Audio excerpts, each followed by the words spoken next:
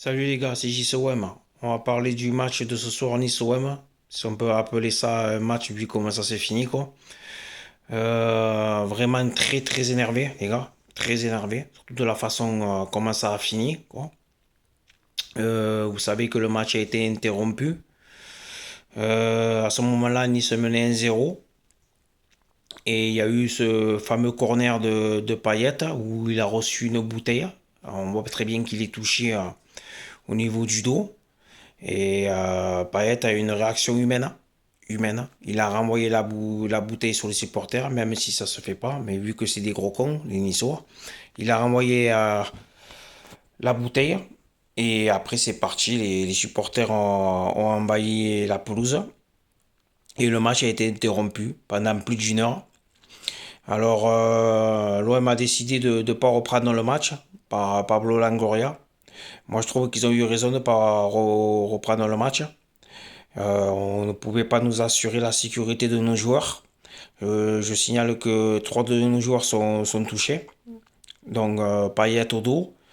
Luan Pérez au niveau du cou a une grosse marque rouge. Vous le verrez, c'était même à sang. Gendouzi aussi a été touché. A été étranglé dans le mouvement avec les soi-disant pseudo-supporters niçois. Si c'est vraiment des supporters, ces gens-là, quoi. Donc Pablo Longoria a préféré pas reprendre le match et je trouve ça honteux de la part de la Ligue qui voulait faire reprendre le match quoi, hein, puisque le match a repris avec l'initiative tout seul sur la pelouse, hein. Donc c'est ça très honteux de la part de la Ligue de pas avoir fait arrêter le match tout court, hein. On est sous supporter de football, on aime le ballon, c'est notre passion, mais quand même, quand il n'y a pas la sécurité assurée, je pense que les vies humaines sont plus importantes quand même. Parce qu'on ne sait pas comment ça aurait fait si on aurait repris, ça aurait pu encore être beaucoup plus grave, hein. Donc voilà. Donc voilà en gros ce qui s'est passé. Donc maintenant, le match, soi-disant, où va être gagné par Nice. Ce que je pense qu'il va se passer, même si on doit passer maintenant, parce que l'OM, on va faire appel, quoi, donc on va passer devant la commission. Mais je pense que la Ligue va nous mettre les 3 points dans le cul, quoi, comme on dit. Parce qu'on sait très bien la Ligue qu'elle ne porte pas dans notre cœur. C'est des pros-parisiens, ça. Donc voilà, les Niçois vont bien s'en sortir, quoi. Donc après, il y en a qui diront, surtout les supporters niçois, qu'on n'a pas voulu reprendre le match parce qu'on perdait 1-0. C'est pas du tout le cas. Franchement, même si on aurait perdu, moi j'aurais pas eu honte d'avoir perdu à Nice. Eux, par contre, ils peuvent avoir honte de ce qu'ils ont fait, hein. Ça reste du football, donc il faut quand même avoir quand même une certaine limite au niveau du supporterisme. Euh, Je pense qu'en revenant à la commission de discipline, s'ils appliquent vraiment le règlement, normalement, ça serait match gagné pour l'OM. Parce que vu que ça s'est passé dans leur stade avec leurs supporters, envahissement de terrain, c'est 3 points normalement pour l'équipe qui se déplace, quoi. Mais bon, ils vont pas l'appliquer, vous verrez bien ce que je vous dis, ils donneront la victoire à Nice. Voilà. Donc on attendra la décision. Et voilà quoi.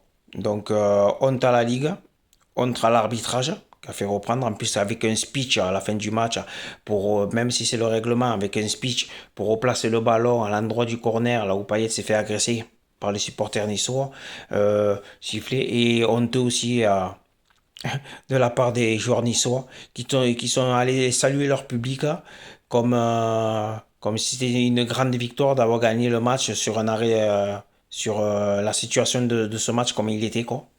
Je trouve ça honteux.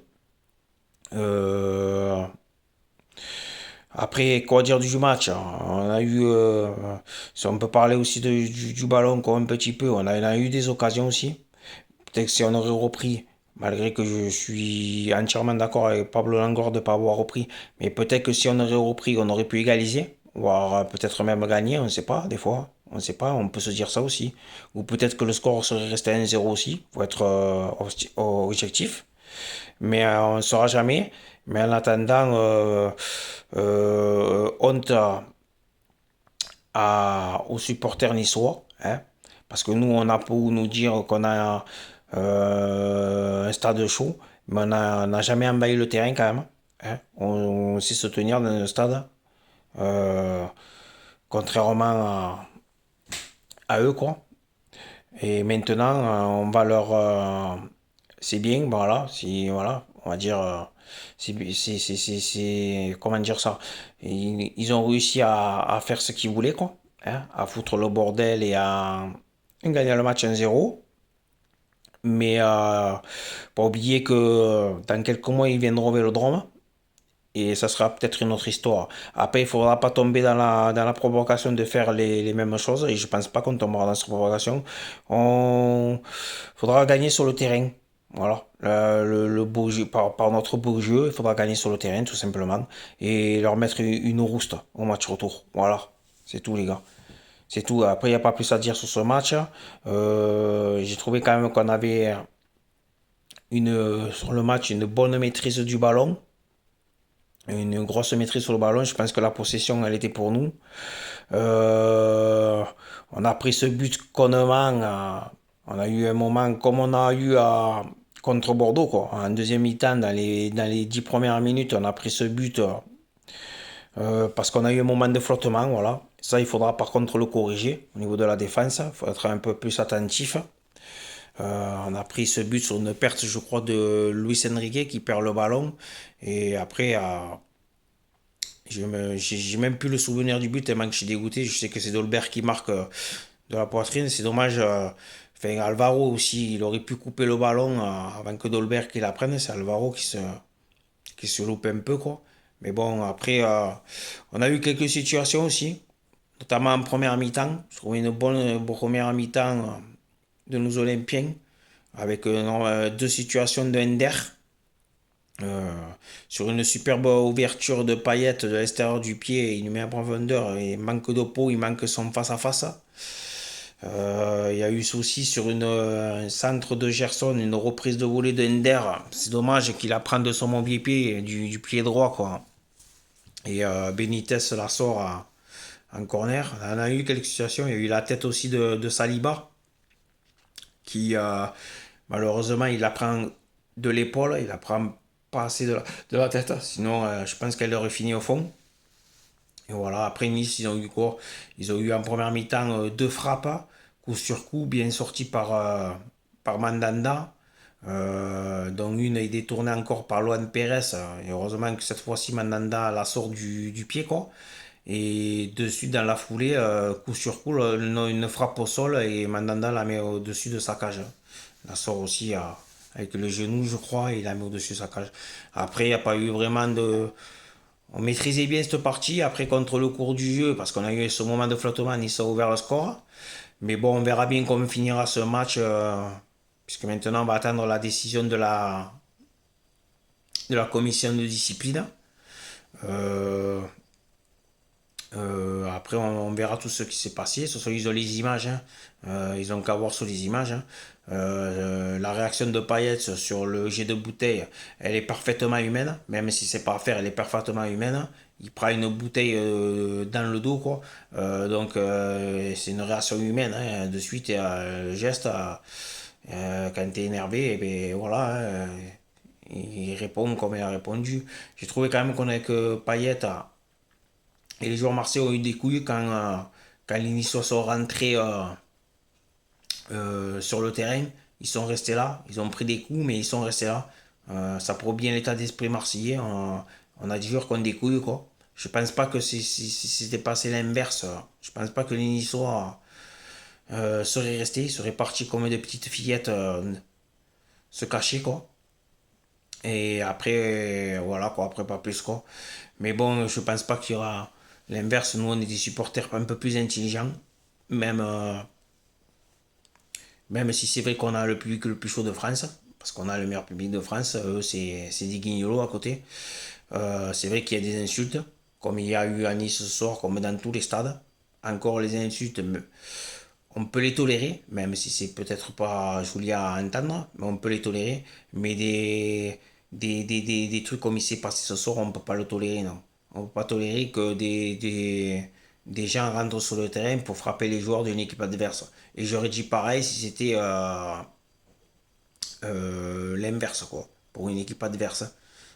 On peut pas tolérer des trucs comme ça. Le football, c'est une passion, mais c'est pas la guerre non plus. Donc, il faut quand même un minimum de respect de l'adversaire, quand même. Donc, voilà, quoi. Donc, on verra comment ça va se passer. Je parle calmement, mais j'étais très énervé, et surtout que ça a duré plus d'une heure, quoi. Donc, ça commence un peu à me pomper le chou, comme on dit.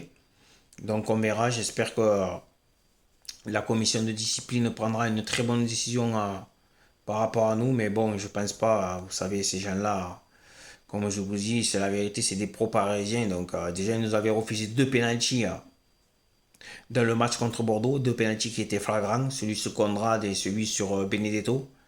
À un moment donné, faut arrêter, c'est parce qu'on fait, on n'a peut-être pas les stars qui ont Paris, mais on leur fait de l'ombre parce qu'on est le club le plus populaire de France et ça, ils aiment pas trop, quoi. Du moment que ils sont pas dans la lumière et que nous, on est toujours autant aimé au niveau de partout en France, où on a des supporters ou dans le monde entier, tout simplement. Et ça, ils le supportent pas trop, quoi.